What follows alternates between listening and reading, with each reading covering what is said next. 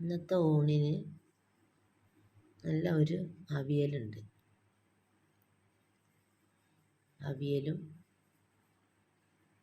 പിന്നെ അതിൻ്റെ കൂടെ നല്ല പച്ചമുളക്, ചെറിയ ചീരാമുളക് ഉപ്പിലിട്ടതുണ്ട്, ഒരു പപ്പടം. ചീരാമുളക് ഉപ്പിലിട്ടത് 2 എടുത്തിട്ടുള്ളൂ. ചിലത് നല്ല എരിവുണ്ടാവും, ചിലത് തീരെ എരിവുണ്ടാവില്ല. ചീരാമുളക് എരിവുള്ളതാണെങ്കിൽ 1 മതിയാവും. പിന്നെ ഇതിൻ്റെ കൂടെ കുറച്ച് വെള്ളരിയും പരിപ്പും കറി വെച്ചതാണ്.